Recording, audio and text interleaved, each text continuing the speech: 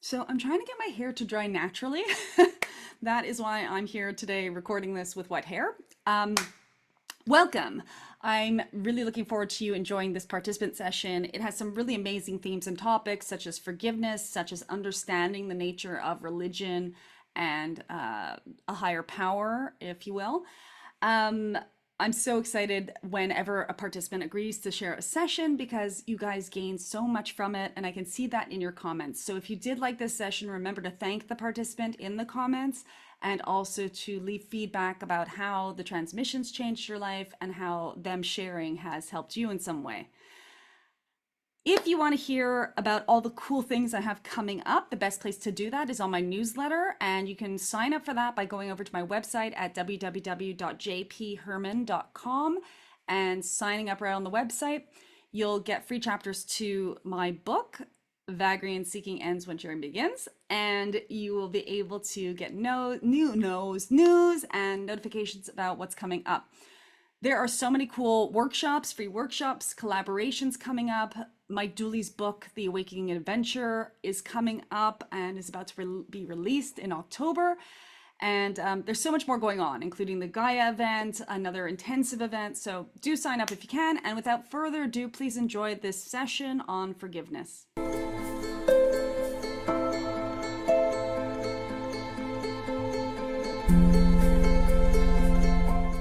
I guess in my mind, I had a lot around that date. I guess what I'm trying to explain to you why this happened is to explain what happened is that all of these feelings came up, feelings of sadness, feelings of anger. And it's funny because it's things that I thought I have been, no, I haven't thought, I have been working on. I've been working on changing on, as I've learned through you, how to resolve emotions, how to heal emotions. And yet I find, well, they came up again. I don't know if it's like layers of the onion that you keep going deeper and deeper, or there's some residue where it doesn't finish, or does it ever finish? So I guess it's been a jumbled mess of emotions. And I wonder two things. Does it ever end? Do we work on them forever? Is there a day where the forgiveness is finished, the sadness is finished? Or what else can I do so that I could finish difficult feelings about past events and just live in the present moment? Yes, so we will say first that you never want your ability to feel to end, because then you would not have the guidance system that is providing for you. So, do feelings ever end? No, they do not. Does your response to them change and evolve so as to not suffer through them? Yes, indeed, that is possible, and that is what you have been working upon.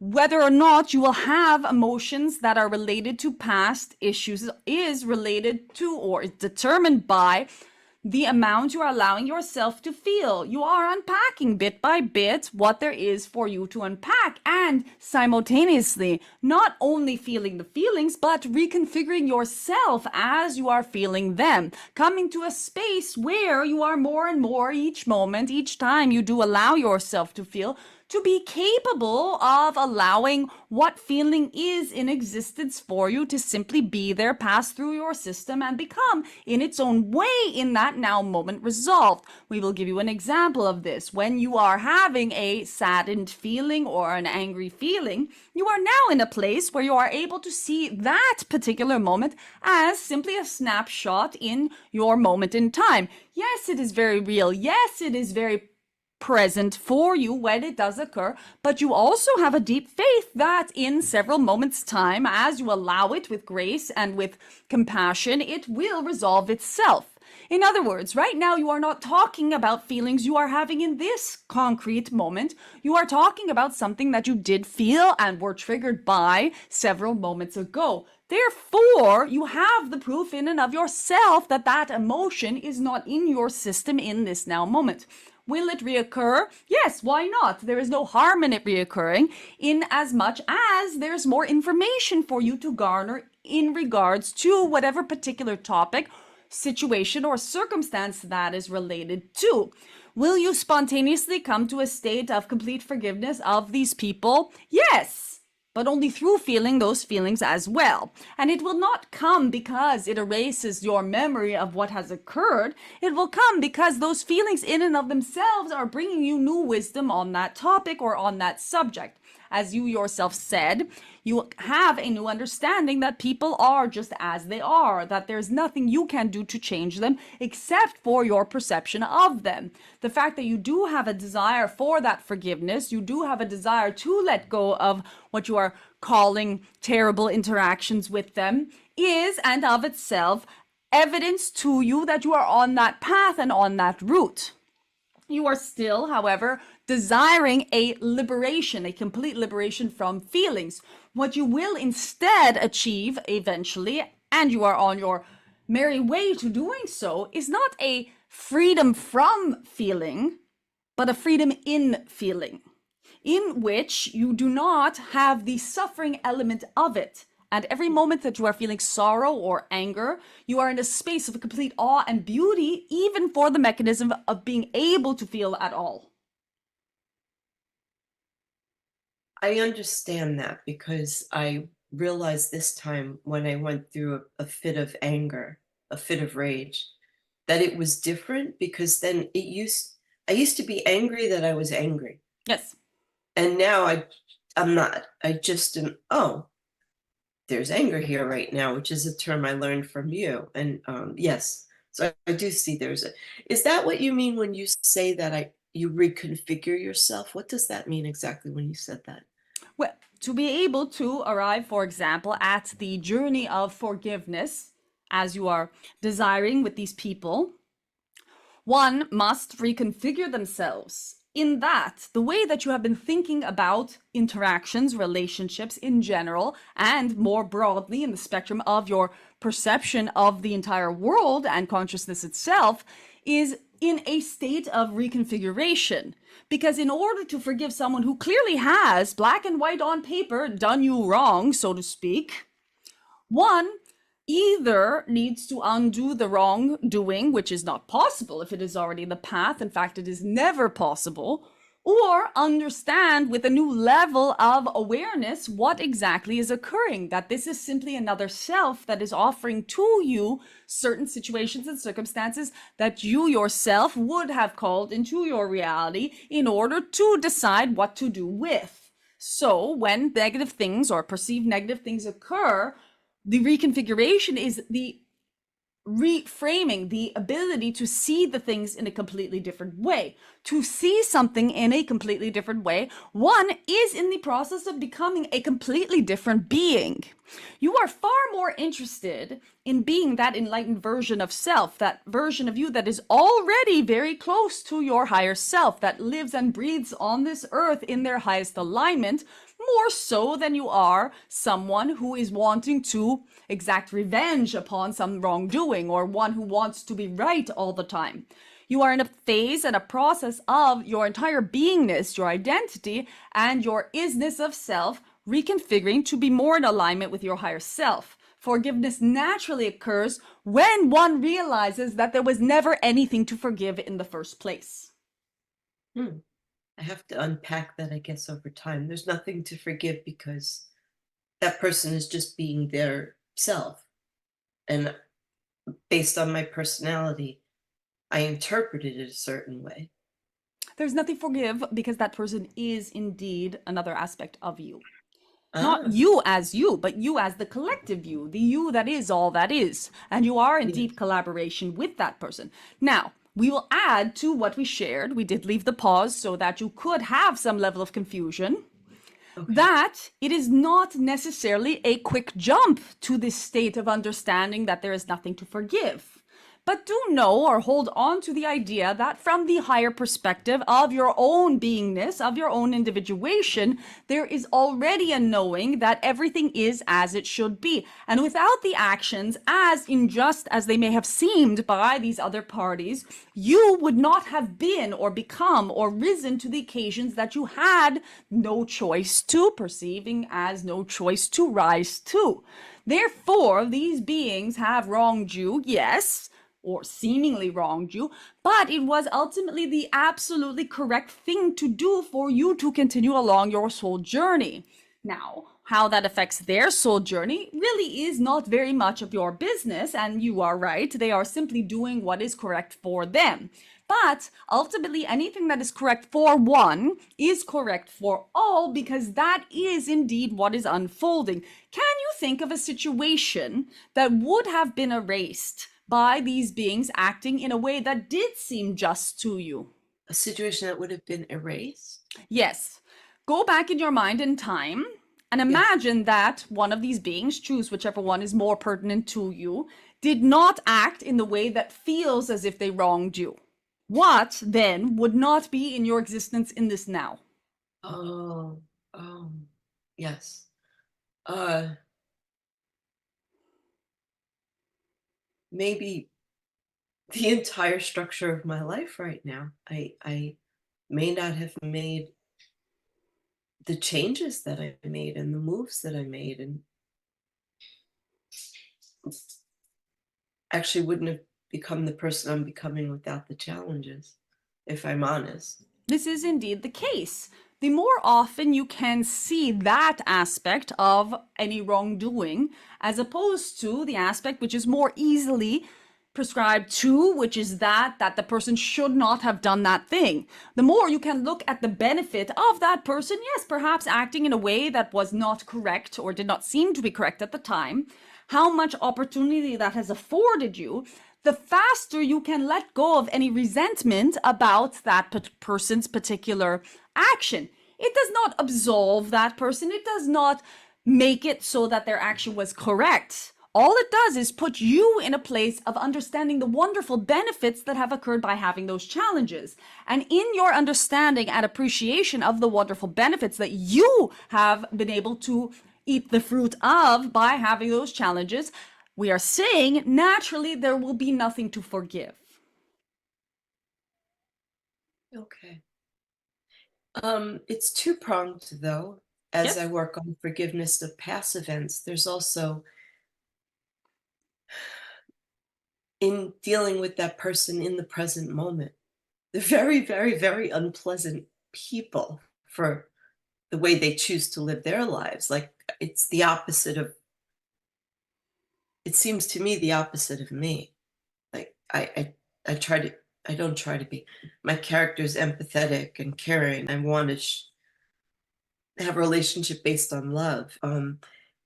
My question, I guess, is also how, because I can't completely avoid them, and it wouldn't make sense because there's people in life you're going to interact with.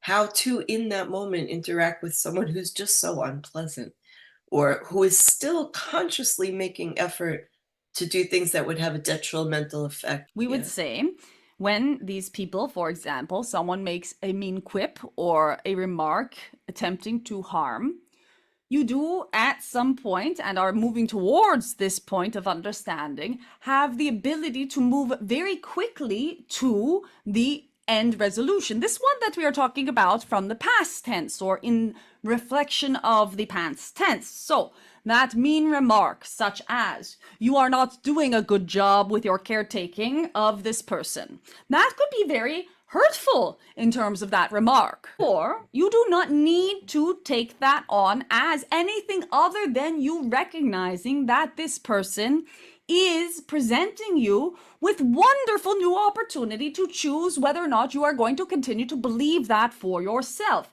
Whenever someone says something that is out of alignment with the reality that you know in and of yourself, you are getting the opportunity to further cement your own beliefs on that system. If it shakes you in some way, it is because you in yourself already have some level of insecurity on that particular point. Then that person has not only offered you the possibility of cementing a solid confidence in that area, but they are also exposing to you potentially any insecurity you might still have in that area, therefore giving you the opportunity to sit and reflect and decide if that insecurity still serves you. So if someone were to say something along those lines to you, you get to, in that moment, see what is true within your heart. You will find out very quickly if you believe this person is telling some level of truth or not. If they are not telling any level of truth, You can, with your heart, and we would not necessarily say to thank them out loud, but with your heart, you can say, thank you so much for showing me that I actually am very confident that I am doing my best in terms of caring for this other person. And if it is the alternative, and you do have some level of wobble on that subject, you could say, thank you very much for showing me where I need to provide myself more confidence and love about this particular subject, or even more, I could improve the caretaking that I am offering. What is going to occur as you move forward with unpleasant people is you're going to realize that they are simply the equivalent of you cementing your preferences further. Yes, we agree it is not pleasant, but it is only unpleasant if you are looking at them and wishing that they were different instead of appreciating them for what they are indeed offering to you through their unpleasantness. No experience in your existence can ever be other than an offering to you. And when you are constrained to interact with people with whom you do not resonate, then you either set boundaries or you look inside yourself for the wonderful opportunities that these people, with their creativity and malice perhaps, but definitely with their creativity, are offering to you in each now moment.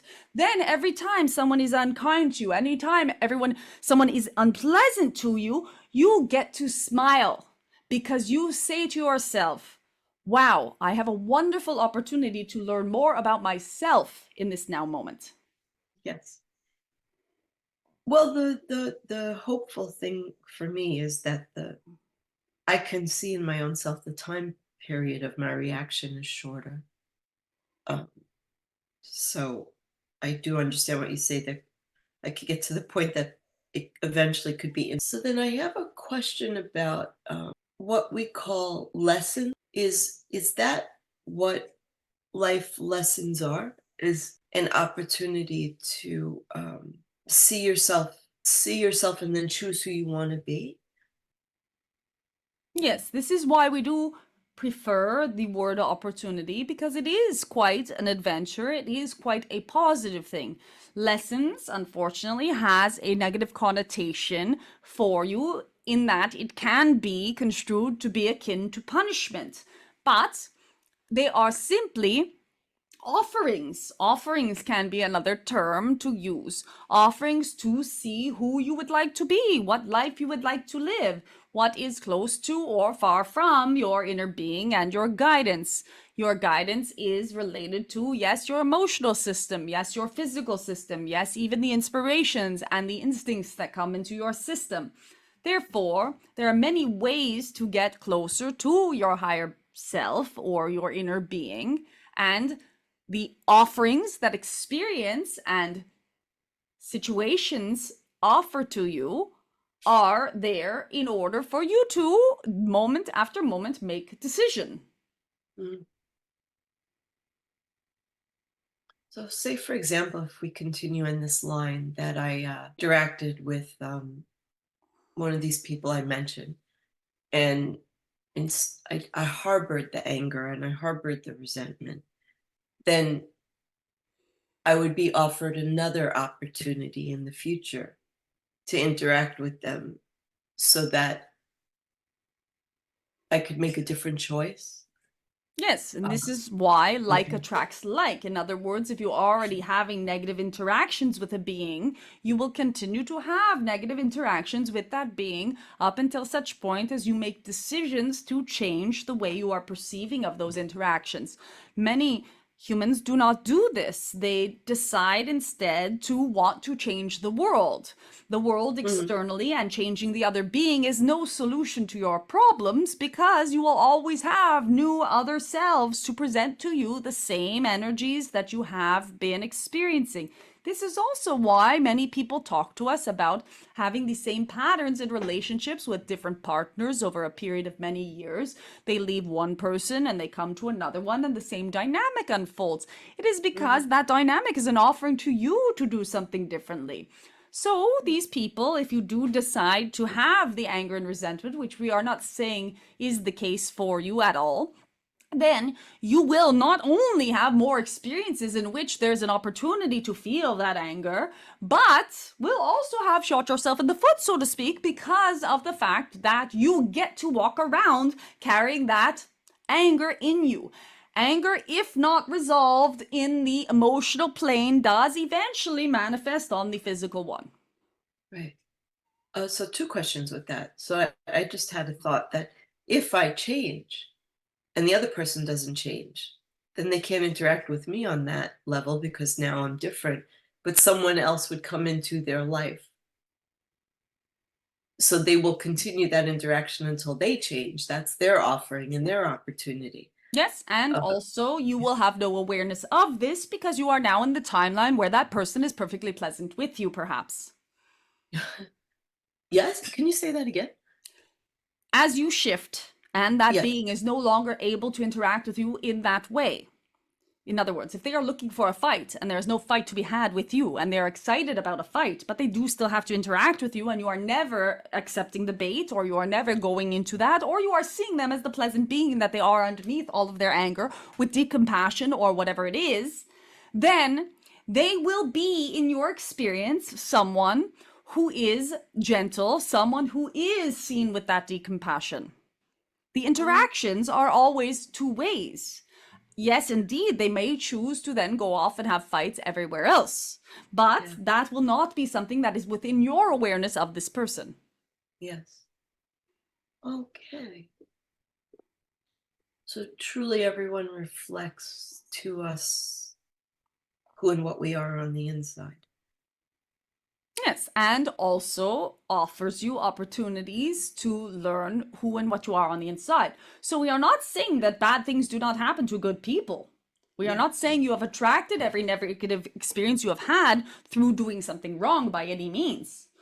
In fact, many of the negative experiences that you have are because you are doing something right and you have chosen to exceed past what you are currently experiencing as a being and evolve into new phases and new versions of yourself. But as you do let go of certain patterning, certain elements or co-creators for those patterns do no longer need to exist. Therefore, they either shift and remain in your reality or they disappear altogether. Can you say that again? Because I realize I have a deep-seated emotional belief. It's not an intellectual belief. I have a deep-seated emotional belief that bad things happen because I'm bringing them to me. Yes, this is not the case. There is no such thing as bad things. Perception of bad things is something that is learnt and felt, yes, at times. So there is a whole legend or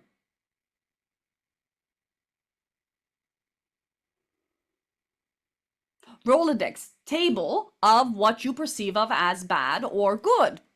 These are simply human attributions to what is inherently neutral. Every experience can also be perceived as bad or good, regardless of the way that it is felt or experienced, even those that you consider most horrific. Because ultimately, nothing is bad or good. It is your attachment to ideas that makes it so. What you Right. are sharing about believing that bad things occur because you have drawn them to you is also a collective belief that is beginning to unravel, that you are participating in the unraveling of.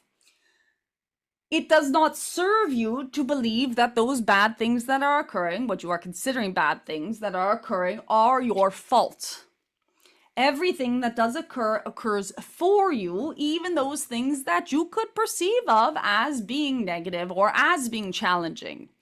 As you said earlier yourself, challenges are also, or lessons are, opportunities.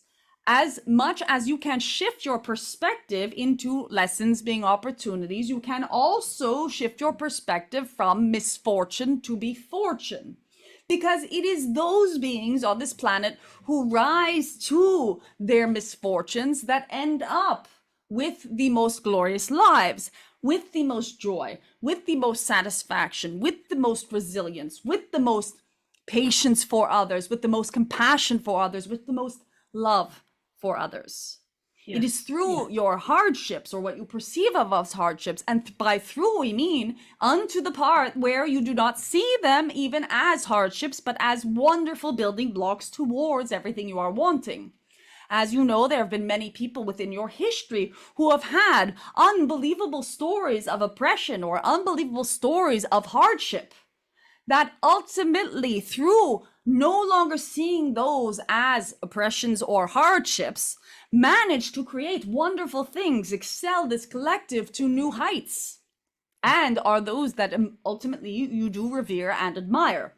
Yeah. You are a person who does want to do great things in this world. Therefore, it is in your best interest to not see your hardships as hardships any longer, but to see them as the wonderful character building aspects of you that you have been offered by your co-creation with other beings, including your partner, in order to shed off all that is unimportant, shed off all that is not fundamental, shed off all that is weak or vulnerable, because you do not have the option any longer to be weak or vulnerable. You are in a position where weak and vulnerable is collapse. Therefore, you have tightened your boots and put them on and gone and done 3 years already of this challenge.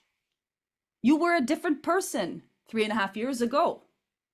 These hardships have been that cement that has created the life that you are heading into and are already living. I very much do. I finally got to the point. I do see this. I call it the great and terrible journey because it's still very challenging. But I do see it as a gift. I do see it as unfolding into something beautiful that will be next. And there's a friend of a person I've met a few people that are in similar sort of situations to me. And just yesterday, she was telling me about this nonprofit organization that she wants to open to, change this whole segment of South America. And I saw it in her. I said, oh my God, if she didn't go through what she went through with her husband, she would never have been making these moves to create an organization to change many, many lives. And I saw the reflection in my own self. I still haven't, it's still not coming to be yet, but I do see and feel that this um, hospital I want to create. And I never would have gotten there in my life without going through this. So I do see this as the gift that it is. But it's odd because uh, so it's a recently taught thing for me.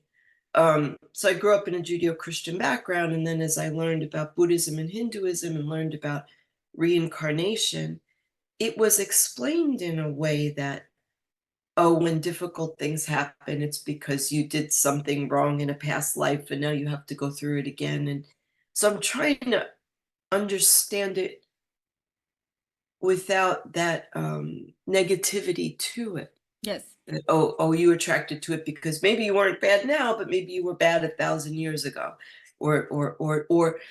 Sorry, that's actually why I brought up the question of lessons. I think the way that I learned the idea of lessons is that, oh, if you didn't make the choice for your highest good at some point, then you'll end up in the same situation again, so that now you could make a different choice. I'm trying to unravel it because there's a lot of weight in interpreting things that way. We will give you clarity Okay. in some level. Your religious organizations of any form, whether they be Judeo-Christian or Buddhist or Hindu or any system that has been within your planet, is, even if perhaps from collectively conscious sources originally, projected onto with the characteristics of human beings. Human beings are emotional creatures.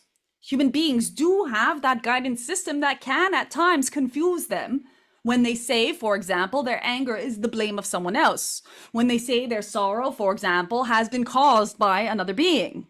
Ultimately, your anger and your sorrow belong to you. They are your guidance system based upon the beliefs that you are holding. But Your human nature has been to assign guilt or blame or punishment or lessons to one another.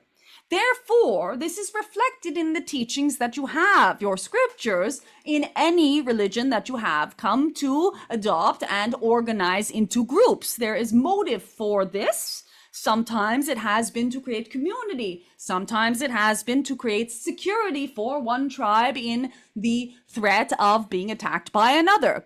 Your religious systems are not divine. Divinity is divine, and they are separate. One can find their divinity in a religious system. That is what can occur quite often, and we are not discouraging anyone who would hold any belief that does bring them into more intimacy with self. But what we are saying is that there is a deep collective programming that tells you that you have what is considered a punitive existence or source or God. And that is not the case. This is one of the messages that we are hoping to bring to you, and that many messengers over the time of your existence have been attempting to bring to you. Existence is not human. Humans are human, indeed. They have their wonderful abilities, their wonderful computers between their ears, their wonderful emotional guidance system, their wonderful instincts and intuition. They have so much going for them, but they do confuse themselves with the energy that created them, which is not punitive, does not have ulterior motives. We can give you an example of this simply by you performing the thought experiment of what would be required for existence to be so sadistic as to tell you that you got it wrong when you were completely unprepared for your own existence, where you did not get a manual, where you did not get a rule book, where did you not get any form of guidance from existence itself on how you had to be to win the game. It would mean that existence, the same existence that creates an orchid, the same existence that creates a kitty cat, somehow has a problem with human beings. And what we are saying to you is the logic in this is off. It is not possible for existence to have such a gripe with you so as to decide that you need to suffer over and over again until you get it right. Indeed, you are existence. Indeed, you are, even in your individuation, divinity brought to incarnation. If that is the case, which it is, then you too would have some strange issues with yourself, would you not? To tell yourself that you are going to go and suffer over and over and over again until you get it right. Right by what accord? The fact that you exist in the first place is consent from existence for you to exist. The fact that you are able to do that horrible thing to your friend and feel as if you are out of alignment is existence itself. You are learning, yes. You are evolving, yes, within your lifetime. But there is no sort of residue or someone sitting up there on some cloud with a scepter judging you. The only one who is judging you is yourself. Existence is benevolent. It is in support of you. And even those experiences that are quite horrific, for example, children in war zones or situations where there is illness, or even your own, where you are struggling at times with a very difficult circumstance, are all there not to punish you, but to give you an experience that is unique, that has never been had before in all of existence, so that everything that could be is. Everything that could be is. Yes.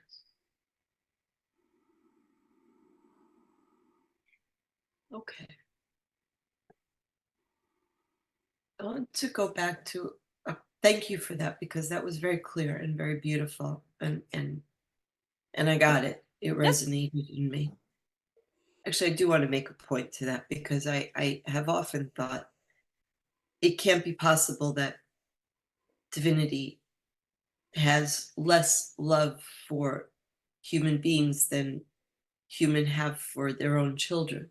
And I mean, there are parents who are horrible, horrific to their children, but a lot of parents, but hopefully most parents, no matter what the kid does, they still love them just because they're their child. So I always thought, I can't imagine that existence could have less love than that, if existence is what we're made of, or existence is what we're created from. So I see what you're saying. Earlier, We have time for one again, more it's question if there is. I've come to the point which you had asked me some time back if I had come to this point. I have come to the point to see this as beauty. So that's more of a statement than a question. Yes, indeed. And you are on this path, you have been for some time. It will present new surprises to you. You do not know what tomorrow brings, but you can safely assume that anything that it does is some new aspect of that beauty. Therefore, whatever occurs, you will, with that faith that you have been cultivating, with that grace that you have been finding in yourself, with that compassion for yourself and others, and indeed forgiveness for self as well, you will navigate each and everything that occurs with you and for you with more and more mastery. This ultimately is the desire that you have had in this incarnation. You are not feeling yourself to be a victim, but instead are starting to understand you have been on a magnificent journey. And we would like for you to consider whether or not you would like to choose to begin to call it in a slightly different way. You have been calling it the great and terrible journey. We would like to see if you can modify just some letters of that and find out if it is okay for you to call it the great and terrific journey instead. Oh, I like that. Yes, I do very much. With that, we will leave you with the light and the love of 1,000 suns. Anai. Well, I hope you enjoyed that session as much as I did. It was really beautiful and empowering and full of grace and compassion. If you're looking for something to watch next, please continue on to this video, and I will see you again here soon. Thanks so much.